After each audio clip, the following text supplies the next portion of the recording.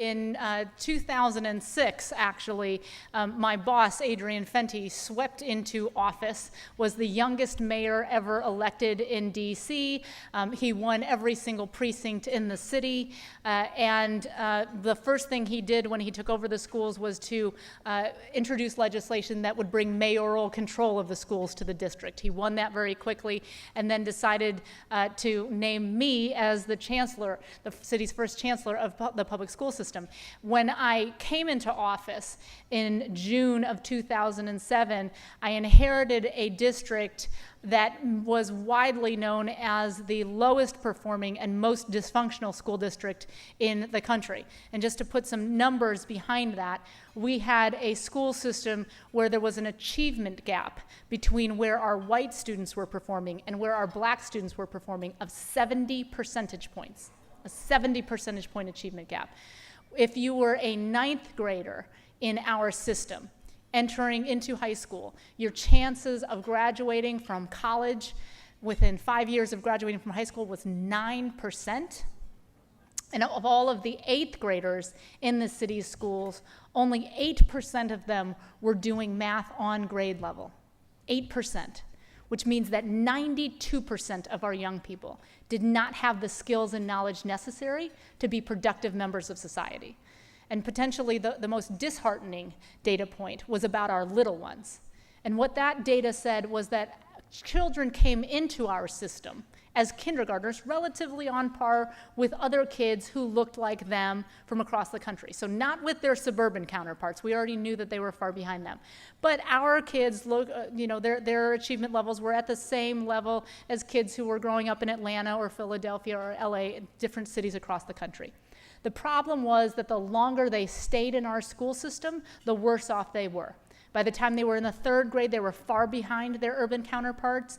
And this is an interesting statistic, which was by the time they reached the fourth grade, the poor black fourth graders in New York City were operating 2 full grade levels ahead of the poor black fourth graders in Washington, D.C. So for everyone who wanted to blame the low academic achievement levels of our kids on single-parent households and violence in the community and lack of health care, the last time I checked, the poverty in Harlem did not look all that different from the poverty in Southeast Washington, D.C., but those kids in Harlem were 2 grade levels ahead of our kids. So that gives you a sense of the complete and utter dysfunction of the city and the city's schools, such that essentially our children were almost better off staying home every day than they were coming to school, where they were sure to fall behind. So I inherited this school district. I believed that I could make a difference. I did the first thing that I thought made a whole lot of sense, which was I hired a bunch of Teach for America alumni to come in and work with me. And it was interesting because in my first few months on the job, I would go out into the community to dinners like this, and I would give a rousing speech about my vision for the school district and building a system of excellent schools, et cetera. And inevitably, after I would do events like this, people would come up to me, people from all over DC, and they'd say, we like you, Michelle. You are enthusiastic, you are motivated, you seem really smart, but you are not going to succeed. And I'd always say, gee, thanks. Why do you think so? And they'd say, because schools are a reflection of the communities that they're in. And as long as we have the economic disparity in this country that we do, we're always going to see an inequality in schools, because you're always going to have some parts of town where the people are wealthy, they have lots of resources, they put it into their schools, those are going to be great schools, and you're going to have other sides of town that are the poorer sections of town, less capital, less resources, not so good schools. That's the way capitalism works. We live in a democracy. That's the way it has to be. And I never believed that to be true, but I could never really articulate why I knew that something was different was possible until about a year into my tenure, I had the good fortune of sitting down, and I'd had dinner with Warren Buffett. So first of all, never in my life did I ever think that I would meet Warren Buffett. But there I was in Omaha one night at a steakhouse having some red meat with Warren. And he looks at me. He grew up in D.C. And went to D.C. public schools. So he looks at me and he says to me, "You know, Michelle, it is very easy to fix the problems in public education in America today." And I said, "Super. Why don't you tell me what the answer is so I can run back to D.C. and do it?" And he said, "Well, all you have to do is make private schools illegal and assign every child to a public school by random lottery." So think about that for a minute. If we actually did that in DC, which means that every ambassador's child, every congressman's child, every CEO's child, and the president's 2 children all got assigned to a random DC public school by lottery, which means that a huge number of them would be riding buses to Anacostia every day for school.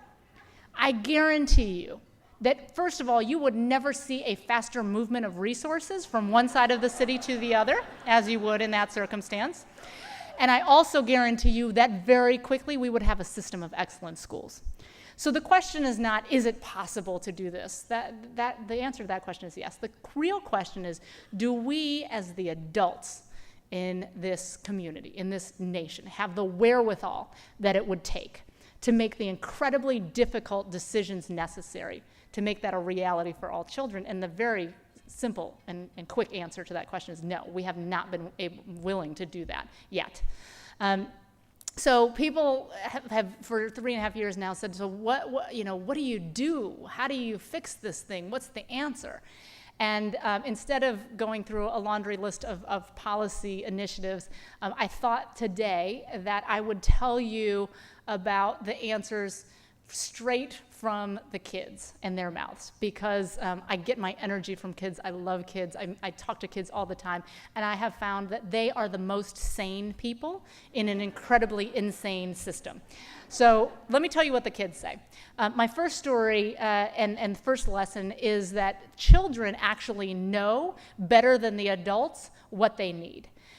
So this is a story from my first year as chancellor. I was up really late at night one night. It was like 1 o'clock in the morning, and I was madly doing my emails, and I get this email, and it's from a student. And he said, "I'm afraid that you are not really getting the real deal of what's going on in the schools, and that all of the adults are trying to pull the wool over your eyes. I think you need to come and hear it straight from students."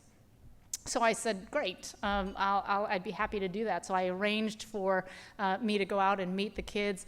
I show up one day at the end of school, and there's a table full of kids sitting there, and they're looking ridiculously serious. So I sit down. I said, okay, what do you think?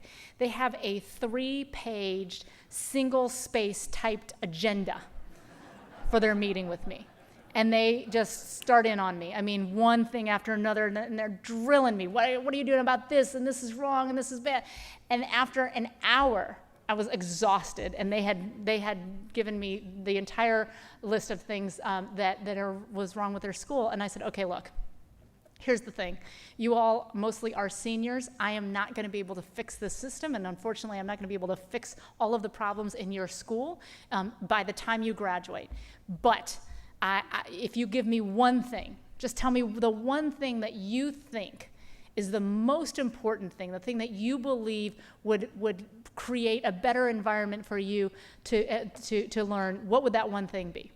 Now, if you ask adults this question, right, they talk about class size, they talk about computers, and these kids were very clear. They said, bring us more great teachers. Said, bring us people like Mr. Wallace. So they start telling me this story about Mr. Wallace. They said, Mr. Wallace is the best teacher in the school. He is amazing. He sets up camp every day after school at the McDonald's down the street. And, there he is every day. If you're hungry, he buys you a hamburger, but he does not let you go home until you've completed your homework and you understand everything about pre-calculus and you're ready for the next day. He said, just bring us more teachers like this, and we're good. You can forget everything else on the list. I thought this was fascinating, right? So the kids leave, and I'm walking around. I got to go meet Mr. Wallace.